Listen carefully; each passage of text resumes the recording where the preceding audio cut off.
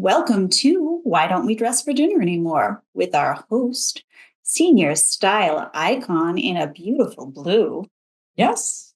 Teddy Crockman. I wore my superstars today, my supermodels today. Hey. Good. And Melissa Pierce, natural redhead and tech consultant extraordinaire.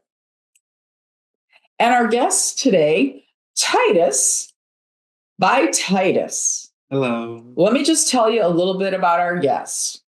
Tytus's brand, Tytus by Tytus, launched in the summer of 2016 and has been going strong ever since. Tytus's garments are handmade, customized garments, and are sustainable couture. Tytus describes the brand as one for superstars, describing superstars as those who see it in themselves to be unapologetically bright and shine above the rest, embracing the imperfections and encouraging the wrongs that are so damn right. Welcome to the podcast, Tytus. Thank you for having me. You know, I just love your unique style. You have so many ripped looks. You have the open backs. Like there's this one jacket I saw that you had somebody modeling and it had like a heart, open back heart, and you have the ripped looks. And your whole philosophy about the perfection in the imperfections that are just so damn right. And your clothes just epitomize that whole philosophy. Can you tell us a little bit about your early influences in fashion and your current aesthetic? I think the person who influenced me the most with fashion starting out was Tina Knowles. I liked how she was. That's Beyonce's mother. Yeah. I liked how she would design and stuff for Destiny's Child. It was always a lot of different cutouts and just similar things, but they were still a very different outfits. Like they would all have one outfit, but it would be slight variations. Yeah. Like that. Yeah, she did. Yeah. She used to design all the clothes for Destiny's Child. That's right. And I like that was sustainable too, because they had all of their designs made in-house versus trying to reach out to designers and stuff like that. Mm-hmm. Yeah, and Beyonce's mother is just as beautiful if you ever have seen her. You know, it's interesting that you say that because Tina Knowles used to have a fashion design, a fashion line on Home Shopping Network. Did you know that? You mean Darion?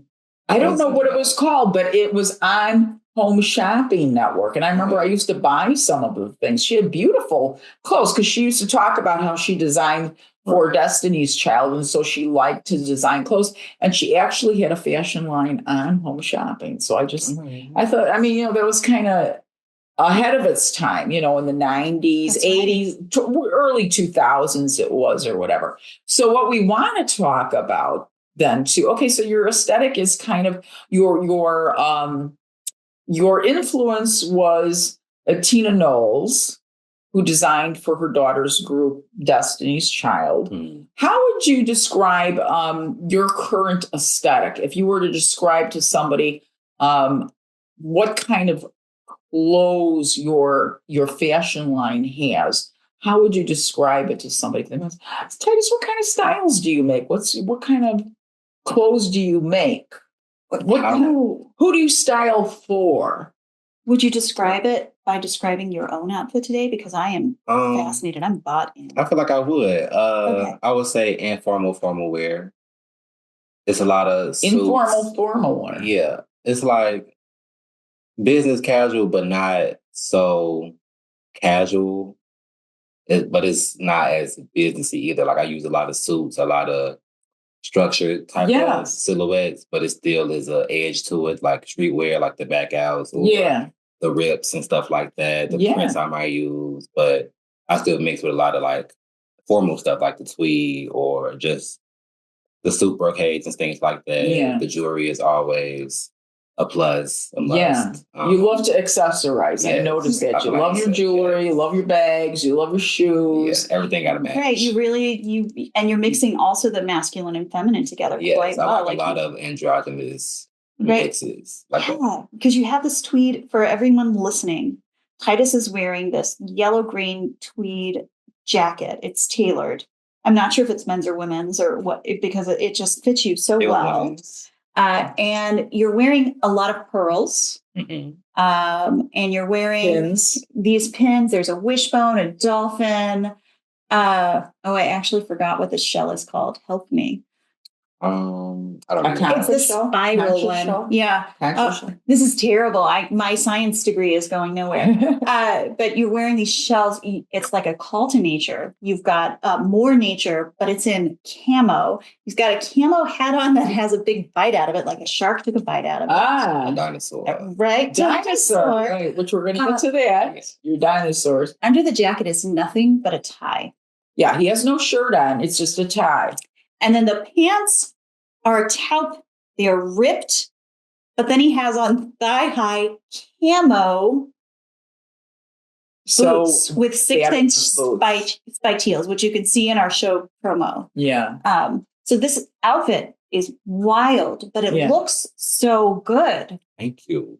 Yeah. And I love what has drawn me to Tytus's style is exactly what he said. It's like informal, formal wear. It's not, you wouldn't call what he's wearing casual wear, like what we think about casual wear, like athleisure or, more like it looks like you're going to go work out somewhere or whatever. He looks dressed from head to toe, from the hat to the boots. He's got the accessories, the bag.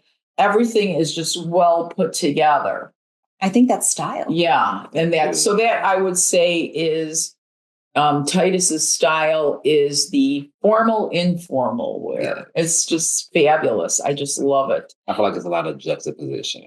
There is. You do. You put the like you said, the fabulous tweed, but then you have the ripped up jeans. So you have kind of that contrast of the formal and yet the kind of, like you said, the imperfect, perfect look. Right. And there's that the Japanese concept of wabi sabi, which I always love, like making the imperfect beautiful, which I think that you have done by just styling it in this like very prescient way. Yeah. What did you call it? Wabi sabi. Okay. Wabi sabi. I never heard of that. I thought that sounds like what's that?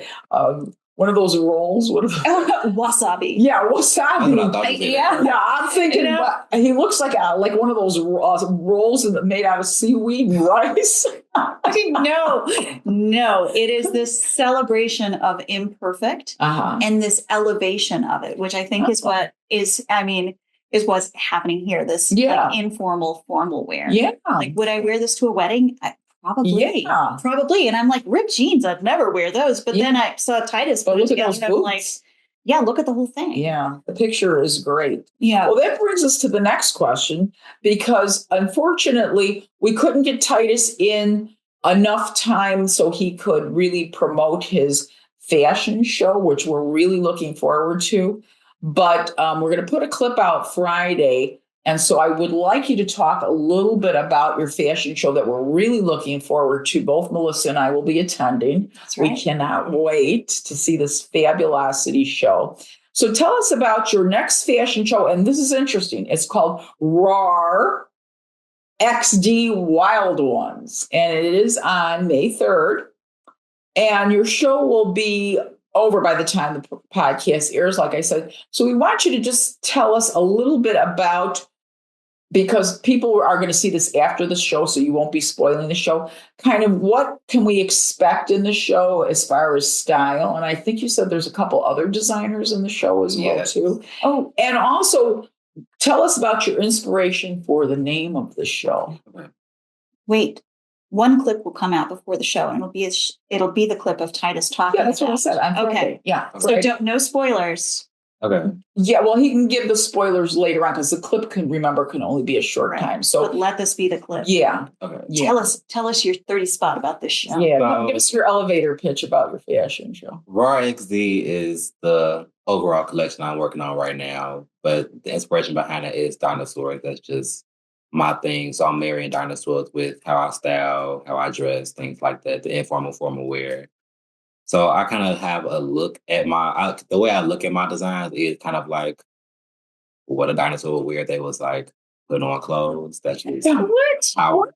Dinosaur. Stop. Let me stop you. Okay. I went to, Ken and I, my husband and I, went to a preview show of Tytus's fashions, and it was also Dinosaur. It was Roar too, wasn't it? Yeah. And it was he had pictures of dinosaurs, and the models were posing around the dinosaurs. So I knew that that's what he bases his aesthetic on. But why the dinosaurs? Yes, why? Why? What is it about the dinosaur? Like, why would you think to yourself, this is the creative mind at work. Why would you think to yourself, what would a dinosaur wear if a dinosaur was wearing I think it's clothes? just the way I look at my designs when they're on a person. Yeah. I just look at that like it's hard to explain, but like it's also just my little back of my mind thing. Yeah. I look at it like a dinosaur. I just always have had an infatuation with dinosaurs. I have a dinosaur tattoo on my arm. Really? Yeah. So to you, obviously, the dinosaur, is it the shape of dinosaurs? Is it the skin of dinosaurs? What is it what is it about the aesthetic of the dinosaur that influences you, that kind of gets your creative juices going? I feel like it's definitely the skin, but also just the difference between a dinosaur and a regular animal. Like it's just they're completely different. They're huge. Even if it was small, it's just like I feel like dinosaurs are one of the most just majestic things ever. Yeah. Like I've always liked dinosaurs, so I had appreciation for dinosaurs. Uh-huh. But the way I also design clothes, there's a lot of flow to it. It's a lot of organicness to it, also with structure and with silhouette. So I just kind of, in my own way, look at it like that for some things. But yeah. So tell us on May 3rd for your fashion show, RAR XD, what can we expect to see? How will the sets look? What will what kind of clothes will the models be wearing? What kind of things? Is it going to be skirts, jackets, any formal wear in there? Kind of give us a little like scoop about what's going to be shown at the show. So overall, RXD is just a real big entity, I'll say. So like the event you came to before, like that was kind of, I caught that one Genesis. That was just Genesis. The intro to it, like just see the different previews of what I was working on. But this one is called Wild One. So I consider this print wild. Yeah. Like it's in the forest or the jungle, whatever. Like, and it looks like a dinosaur might have bitten your hat there. That was the point of it. The big cat. But yeah, I feel like this one is going to be a lot of this print, but just played around with the textures. Mm-hmm. Definitely going to be the informal, formal wear, but also some streetwear styles, things like that. I'm working with more corsets and dresses this time. Oh, really? So yeah, I have about 18 looks. Wow. So it's a bit of a good range between formal wear, just straightforward. Well, not formal, but formal wear, casual, business casual, streetwear, some sets like top and bottom sets, sleeves, things like that. I have bags this time. Oh, you do have bags. Sunglasses, yeah. Oh, wow. I can't wait. That sounds like fabulous. Like you really did a lot of work to get this show up and running. I did. Wow. So we're really looking forward to this. By the time, like I said, this podcast airs, Tytus's show will be over, but we'll do the little promo so people can, at least be aware of what's coming up.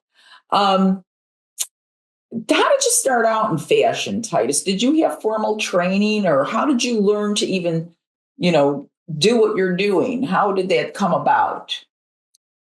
I was self-taught with sewing. My grandma taught me some things, but for the most part, I picked it up on my own. It was just something I was always into, but never really took serious all the way until 2016. I had joined this branding camp with After School Matters.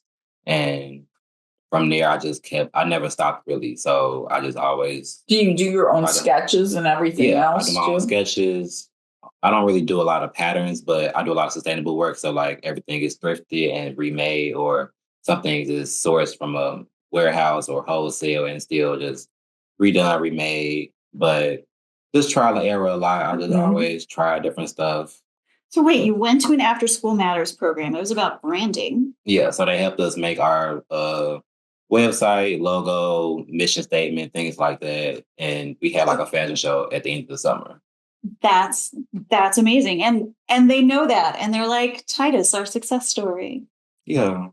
You I think I was one of the only ones who just never stopped for real. Like Just- everybody else it was like a summer thing to do, but my kids my kids like work it after school matter every summer. So it's cool to hear that someone went to one and was like, you know what? Thank you so much. I'm going to take this and look where you're taking it. Yeah. Like, That's fabulous. Yeah. Yeah. So you sketch all your own sketches. Most of your stuff is upcycled then. So you're getting from thrifted and you're changing around the way it looks and that kind of thing. yes. So you're not like hand sewing everything from scratch. It's mainly do you go to vintage shops? Where do you get the stuff from? Goodwill. I actually just went to Goodwill before I came here. Where'd you go? To The the Goodwill. Goodwill. That's like Well, we got a huge one up here Yeah, on I just went. 59. Oh, I should go. Yeah, it's huge. Big Goodwill, Village Discount, any thrift store I could find really like, Yeah. or if somebody having a estate sale, anything like that. Like I look for a lot of suits, a lot of denim, but I still have like a certain caliber of stuff I take and don't take. Like I don't just try to find anything. Right. They had to still have some structure and character to it. Yeah, something that you feel is it doesn't look like cheap. Yeah, You know, it has exactly. some heaviness to it, some expense Right. to it. But it still has to. It still can't have too much character because I still want to create my own design. You add the character Right. to it. Right. So- if it has too much personality, you're like, oh, you're good on your own. Right, I just leave. So like this was thrifted. This jacket. So, like Uh-huh. I wouldn't really do anything to this for real. Like And when you're shopping and you know, hey, I'm going to launch a collection of one of a kinds, are you trying to find things that are all in the same family? And then you look at like all of these things that you thrift and you're like, everything is in the same color palette or the same feeling. And then you're putting them together as a collection. You're like, okay, now I know who you belong to. Or is it just like in the moment, you're like, oh, I like this. I like that. I'll figure it out later. I think it's more in the moment. I just collect stuff over time, and then so like when it came to this collection, I'm like, okay, this is what I got. These are the colors I want to go for. So I add to that. But for the most part, I had a lot of the base pieces already. So this collection then, based on what you're wearing today, is more of the kind of green tones, camo, browns, that kind of thing. So everything in your collection in the fashion shows can kind of be in that tone range. Yes, neutral colors, greens, blacks, nothing white, just straight. Not really dark, but just the only dark color really is black. And then neutral colors like tans, browns, greens. Was there any shades of green. particular, because one of the instructions we received is we're supposed to wear black, white, or black and white. Was there any particular reason behind the color scheme of the audience? I think it was just we didn't want anybody to overly stand out. And because of the way the crowd is set up, everybody's going to be in the pictures for the most part. Oh, that's So that what we didn't want too many people to be. You don't like somebody in bright red or something like Exactly. that. I've had a show before. Literally, somebody was in bright red, and they was in every photo because they was in front row. That's why I wear bright red. Is that dress that came in the mail today? That's bright red. I'm going to somebody's And that's wedding. what I told them, like, some people come to these events on purpose, like that, to stand out. So just to try to. Well, that's always my goal. Same. So I don't really. That's always my goal. But this time it's your clothes that are telling the story. Right. And We don't want to overshadow Tytus's show. We Right. want to be part of the show. Right. of. So now we're going to be like the zebras running through the forest. Yeah. In It's fact, my gonna- dress is a zebra print. Hey, Yeah. And it's backless too. you're really. Yeah, there you go. So I'll just turn my back to the camera. Well, I think it's fabulous that you got this really. I mean, I haven't seen any designer that even reminds me of you. That's why I had to say, who are you inspired by? Because I'm trying to think. Does it look like Tom Ford? Does it look like Moo? Does it look like Prada? Does it, and I'm thinking, no, he's really got a very, very unique style. And the thing about it is, I am not. And, our show is based on why aren't we dressing up anymore? Why is everybody so casual? Yet when I saw your clothes, even though they're not, to the nth degree formal or dressy or anything like that, there was a real style, a real thoughtfulness to your clothes. It wasn't like you just threw this hodgepodge together, ripped up some jeans and said, oh, here you go. It's like it looks like it was done effortlessly, but it took a lot of effort, if that makes any sense. You know, it looks like there was a lot of thought and intention put into your clothes. And the fact that you're upcycling the clothes really makes it sustainable because you're taking clothes that already exist and could end up in a landfill somewhere, but instead you're taking them and you're redesigning them into something completely different because of your own aesthetic. So I think that's fabulous. What advice would you give to a young stylist just starting out? What would you say? How did you get started? How would you advise somebody to even get started as a fashion designer? Because this is not an easy business, as we know. We've talked to many designers, and they tell us it's a hard business with tight margins and hard to get press and get known. And then in Tytus's case, every item is one of a kind. It's not like you're creating these things and then mass producing. That's what makes it couture. If someone doesn't catch it, they just don't get it. Right. So how would you advise somebody who wants to start out as a fashion designer? What would you say to them? I mean, what helped you move along the spectrum?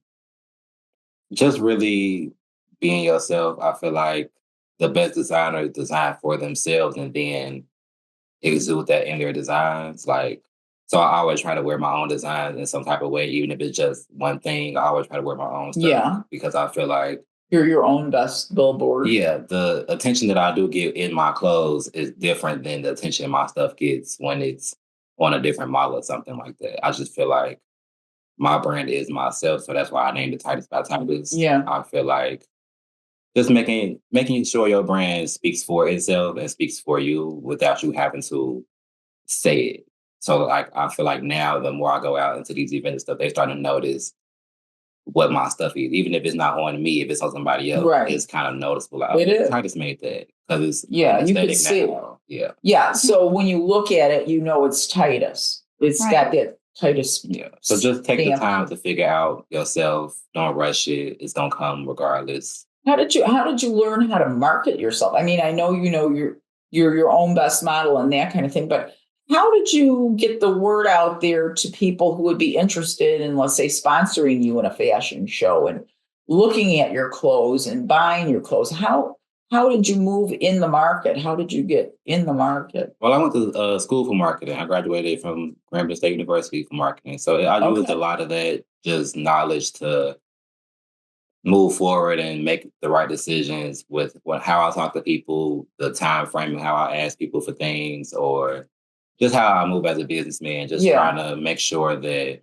I'm putting my best foot forward. And also just again showing up as myself, people gravitate towards that naturally. Yeah. So they reach out to me and I'm starting to use my discernment more just about who to work with, who not to work with, what things are going to help me move forward versus hold me back or just not move at all. Mm-hmm. So it's just a lot of trial and error, a lot. Mm-hmm. But you think that your marketing degree did help with the business end of things? Yeah, that was why I wanted to go to school for marketing, so I could be able to market my own business. Right. Oh, now I'm getting a whole picture. You go to after school matters. Mm-hmm. You get the branding, you get the website, you get the marketing degree. You're already collecting all of your things. You're making your stuff. You have this real classic.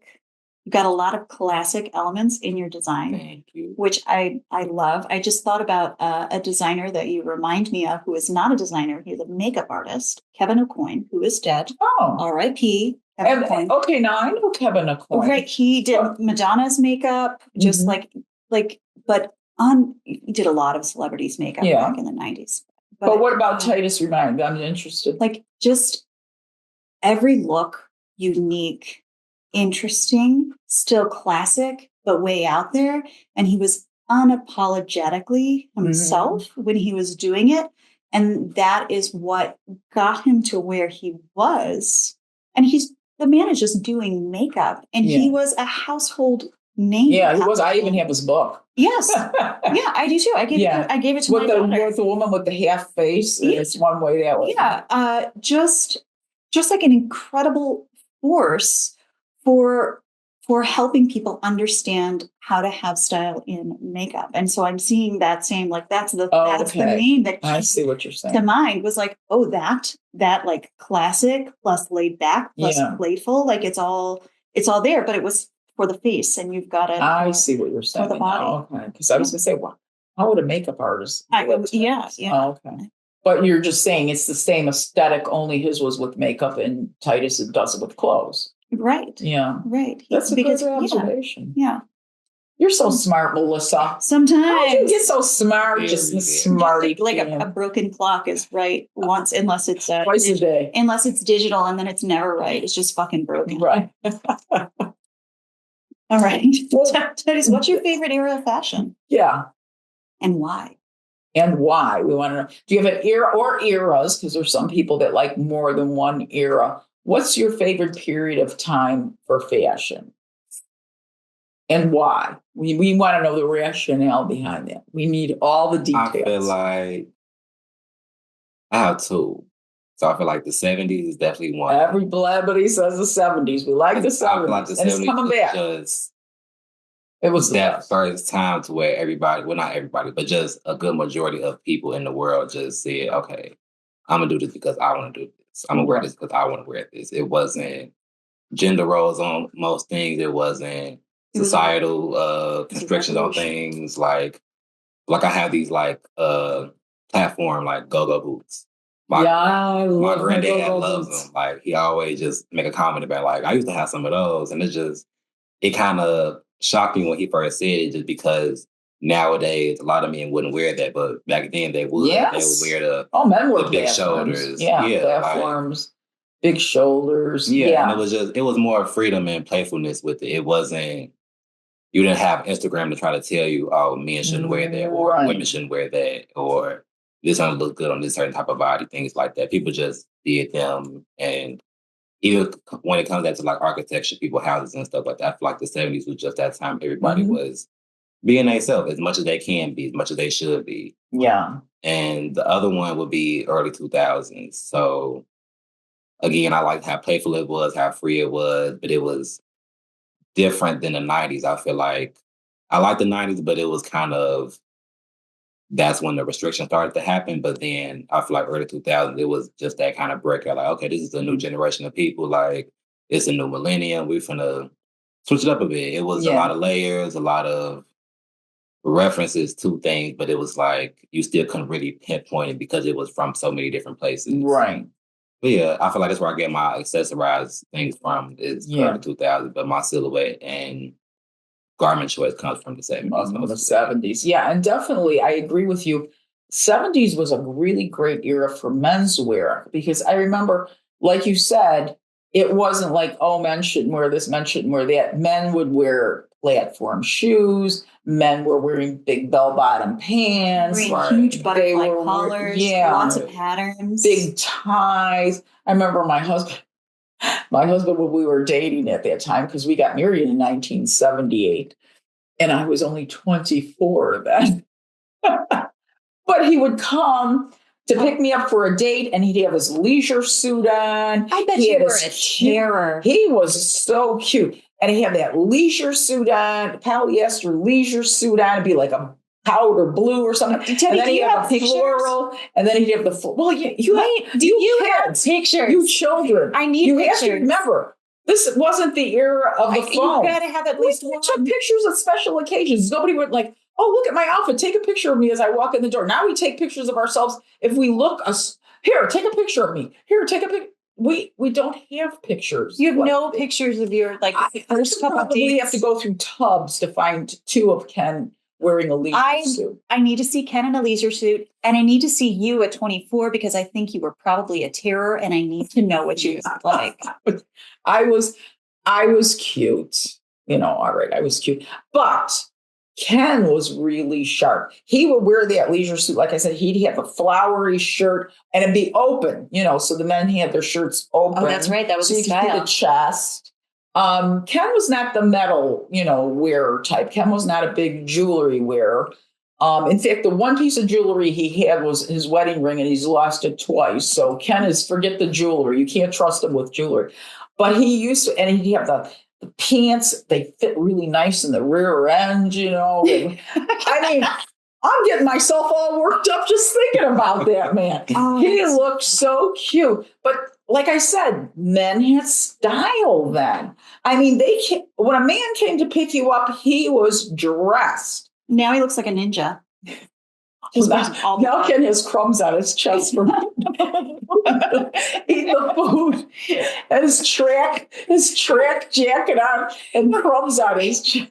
I feel like men had personality beyond masculinity back then. They absolutely. You know what? Blow dried their hair. Yeah. So they took time with their hair. It wasn't just, get out of the shower and comb your hair. They were blow drying that hair back, man. It was poofed. It was more intention with everything versus Very much. Yeah, I want to facade to try to put up now.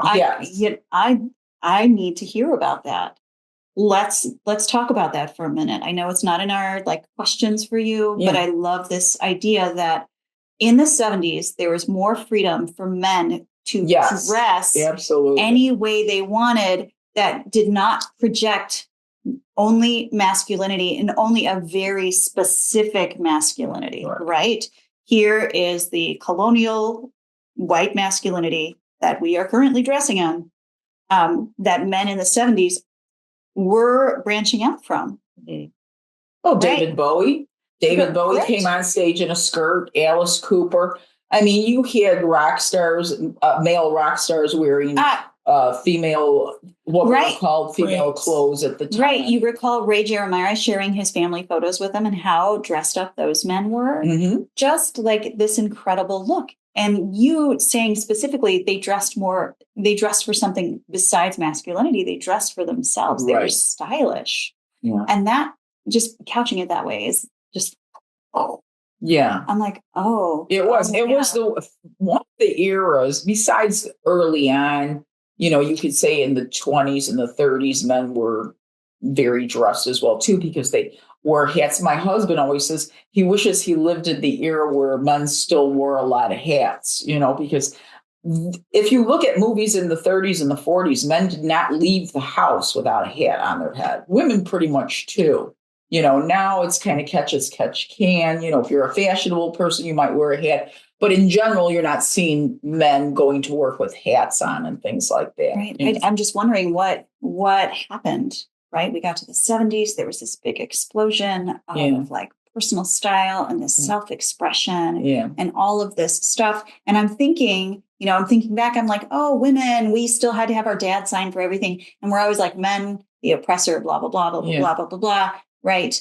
And here he reminds us, Tytus is like, no, we're there was a time when men dressed this incredible way. Yeah. And there was this big openness. Yeah. And then that book got shut real fast. Do you see that coming back at all? I mean, he's bringing it back. Well, I think it is, but I think it's still, I feel like what ruined it was social media. And just, like you said, y'all went out, you didn't have a phone to take a picture of everything. So it was just, if somebody said, he got on heels, like he looked a little feminine, it was just them and their thoughts. It wasn't something that could be posted and spread around. Yeah. And now it's this embarrassing thing or just a thing that's tarnishing him as a man. So you think that people now, especially men, are more hesitant to express themselves in fashion because social media, if you put that, like you said, we're taking pictures of ourselves all the time. I have more pictures of myself in the last 3 years than I have in my entire lifetime just from social media, because you're constantly posting, you're constantly taking pictures. We only took pictures like if it was a wedding. Take a picture of the group, or, you were going on your vacation, you took some vacation. But other than that, people were not taking pictures on a daily basis like we do now. Right. So what you're saying, Tytus, is it sounds like that men stopped being creative in their dress because of social media, because pictures are posted willy-nilly everywhere and everybody's chiming in with their own opinion about how you look or don't look, or if it's good or bad or whatever. Not so much as just good and bad, but just what defines a man to everybody. Mm-hmm. So like to you, not you, but just this person on their phone might think a man should only wear suits and top hats and work boots. But then somebody else might feel different. Like, I'm doing the same job as him, but if I want to wear my go-go boots to do that, I can do that. So it's just society created this one way, one definition of what masculinity looks like. Right. And I think most men do, even if they're feminine, they still have that masculine side of them. So it depends on how you want to exude it, how you want to show it. And it shouldn't be just based off his clothes. Like, what does he do as a man? Does he keep his word? Does he provide for his family or his loved ones, stuff like that? Like, I feel like social media forced it to be the outskirts is what defines a man versus what actually a man is or should be. Right. So basically what you're saying is, a man can dress traditionally and be a jerk, or a man can dress what's called non-traditionally and be a wonderful husband, a wonderful father, a wonderful person. But we painted men into a corner. But what we're saying is we're painting people by the way they dress solely, whether it's masculine enough. So you're saying social media became a police state. You're so observed, you cannot express yourself, because if you do, then you're beaten down, whatever. You have performative masculinity that you now have to have all of the time, which is funny because women have moved kind of in opposite direction, right? We have performed more an outward expression of what's in, like, that's our, and I think that's our thing, right? We get to wear pants. We get to wear spaghetti straps to school now. Yeah. We get to wear all of these things, and we're like, oh, if we get that, you don't get that. I feel like you don't get it. We just get it. I feel like why it's different for men and women is because women had that history of not being able to express themselves as they wanted to. So when they got to that era of feminism and they got to that era of just women being able to wear pants, because there was a time where they should only wear a skirt. Like, that was the thing. Right. I remember those days. I lived through those days. Like, I feel like still some women today feel like some women shouldn't wear pants. Like, I know some people that just don't wear pants. They feel like as a woman they should only wear a skirt. Yeah, I know. Like, going to church, you got to always wear a dress. You got to always wear a skirt. You can't wear pants to church yet. So church is still one of those bastions where, like, it's not okay for women to wear pants. Yeah, I mean, I feel like now it's kind of loose into the corner of just church now, but in society it was at times where if you wore pants, you wasn't looked at as a woman or just as a traditional good woman or anything like that. Yeah. So when it got to that era of feminism, it's like, okay, women should be able to do all of this. But then it kind of not dim the light up for men, but just like, it was like y'all was already doing all of this. Y'all didn't do anything with it. So it's up to the women now to have that versatility versus the men. It's like, be a man and wear the pants. So do you think as women's definition of who they were outwardly expanded, then men had to define themselves in a smaller and smaller role? Do you think that happened? And then social media? Is this too big of a question? Say it again. Okay, we expanded our horizons. Women expanded their horizons, right?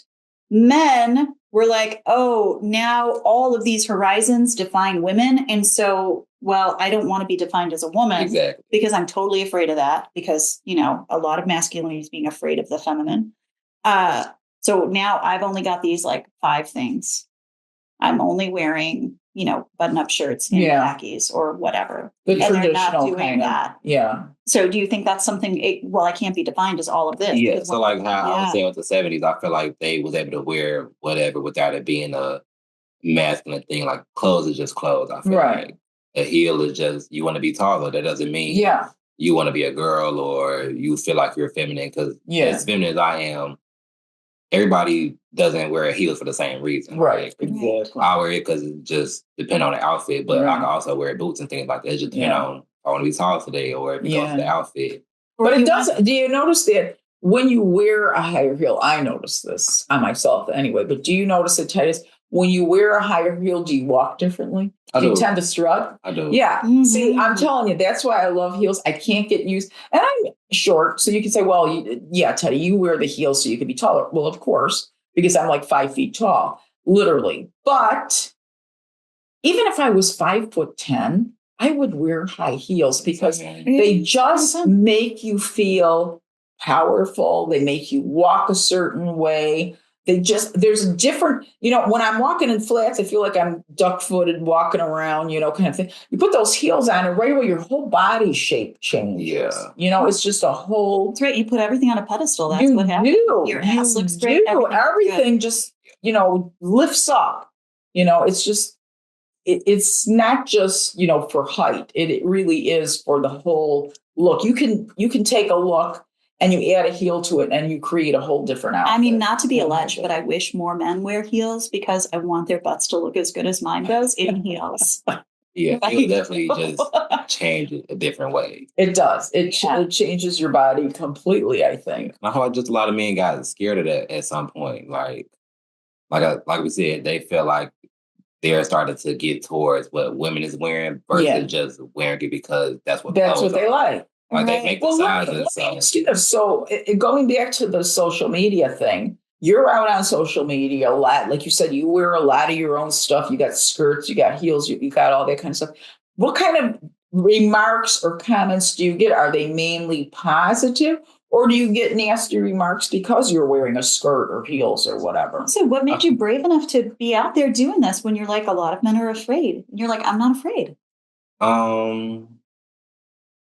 Well, I do get a lot of positive comments now, but when the first time I ever wore a mini skirt was to this football game in school, and somebody was like, "That boy got a damn skirt on," and that's when I made my caption on Instagram. I've just always been a person who embraced the negatives. Like that's not gonna make me not want to wear it because I know I look good. So if you have a problem with it, that's on you. You got to just either turn your head or deal with it. So, when you say, and that made me make my caption on Instagram, what are you talking about? I don't know this lore, this Tytus lore. What is it?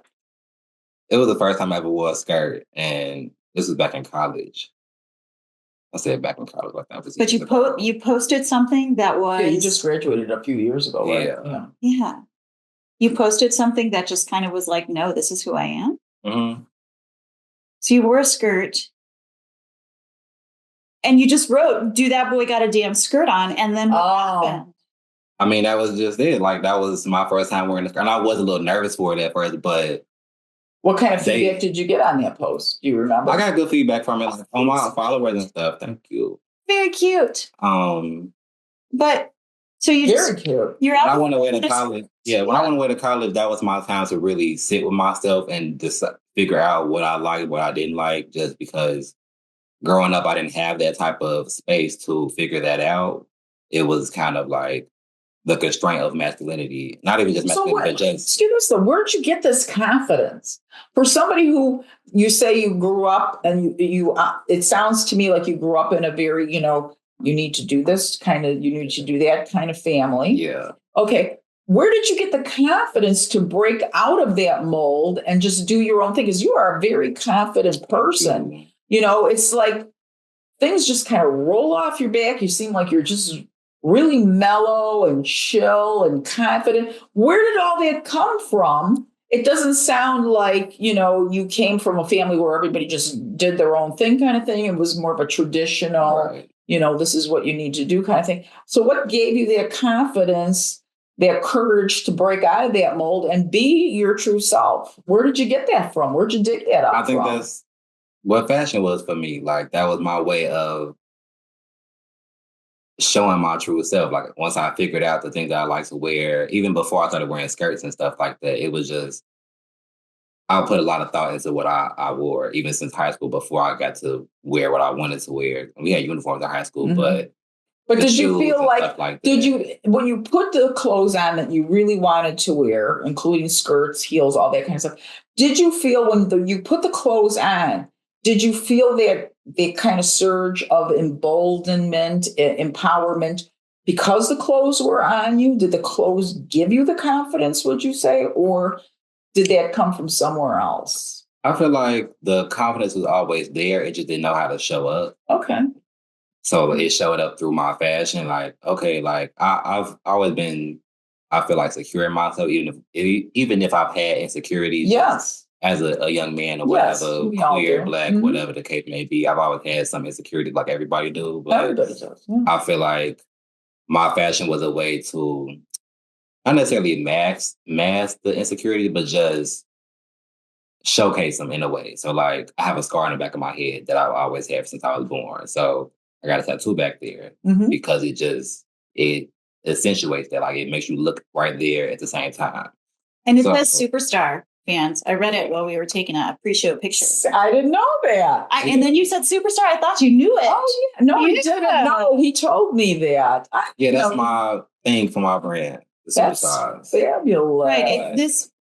This gives me tingles, because here I was like unapologetically bright, and I was like, oh, everybody says that. But then this is very true for you. You put on these clothes and you're like, you know what? I'm not apologizing for this person that I am. In fact, I'm celebrating it. And that like light shines through you for that. And I love that. Yeah. I love that for you, but I also love it for me that I get to witness it and see it and talk to you about It's enjoyable. It's fun. It Yeah. really is. So before we go, we've been so engrossed with Tytus, we're really going a little long here. Before we end the show, I just want to ask you, have you thought about how you want your brand to evolve? Let's say, I'll throw out 5 years, it could be 10 years, but how do you see your brand? Do you see like your brand evolving at all from what you're currently doing now? Do you see going into other areas of fashion, like more formal wear or athleisure wear, or where do you kind of see your brand evolving to? Do you have a vision in your mind at all of what that could be in, let's say, 5 years or so? How will your brand change?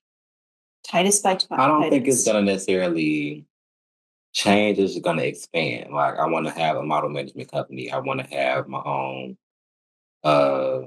building to make things, whether that be fashion shows. Like I want to have a building that has fashion shows in it, photo shoot rooms, like a boot camp for the models, somewhere to where it's a hub for everybody to get booked and busy right here. So you have the clothes here, you have the models here, photographers here, you have production here, makeup artists, all of that. So you want to like control the whole picture, in other words. A fashion ecosystem. Exactly. Yeah. Exactly. Wow. That's some really big dreams there. I feel like I wouldn't even say 5 years for that part, maybe 10 years. Yeah. I want to really well, get it will it take together, some right? time. Yeah. But I also want to get, like, I want to have my own podcast. I want to get my YouTube going. I want to get into makeup more. I just started doing that recently. Creative direction more for other brands, things like that. But so you like doing the styling part as well too, which is obvious with all your accessorization. Because I feel like some stuff is fine as is. Like stylist. I didn't really want to change this jacket. I feel like it had enough. Fine the way it was. Yeah. I like styling stuff too. Besides just designing. Now, this space that you would create, so would you invite other designers to come and show their stuff there too, or would this just be like all Tytus all the time kind of a thing? I don't know for sure yet. I feel like I would definitely be picky with who the designers are. Yeah. As long as it's still, you got to have that brand behind you. You can't just be willy-nilly making clothes, or just because you know how to sew doesn't mean you're necessarily a designer. Right. So it would have to be somebody who had that backing for real. Do you have a mission statement for your brand? Do you know the identity of your brand? Who's your audience? Like, you got to know all of that type of stuff. I feel like, but I also wouldn't mind teaching that too, like having a brand thing like I went to in After School Matters, like a mentor kind of a program. I can see that happening for you. I can see you being a really good mentor. Yeah. Well, thank you so much, Tytus, for coming on our show. I would love. We cannot wait for your show. We'll talk a little bit about it at some point in the podcast when Melissa and I do what we call our buddy podcast, where she and I just blab and we talk about, we start at point A and we end up somehow at point X. I don't know how that ever happens. Like, we blab at every show. Yeah, don't let her fool you. It's not just the buddy shows. I love this show though. Well, thank you. Well, and we'll look forward to someday to being a fan of your podcast too. That's right. I think it's fun. Melissa and I enjoy this because we ourselves are not creatives in that we're not fashion designers, we're not stylists, but we're appreciators of the art.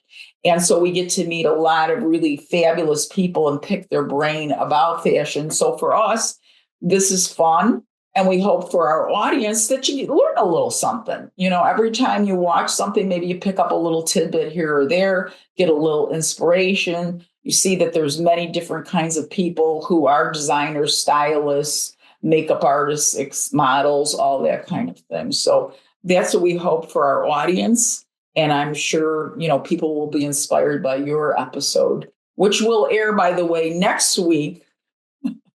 Actually, they'll be watching it, but his episode will be airing next week. I'm just That's telling right. you that. Yeah, on Tuesday. Yeah.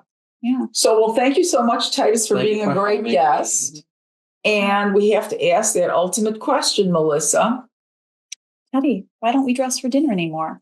I don't know, Melissa. Why don't we? Beats me. Thanks for listening to Why Don't We Dress for Dinner Anymore? Please remember to subscribe and give us a 5-star rating. That really helps people find us. And if you're a brand and want to sponsor the show, please email us at whydon'twedressfordinner@gmail.com, also linked in the show notes.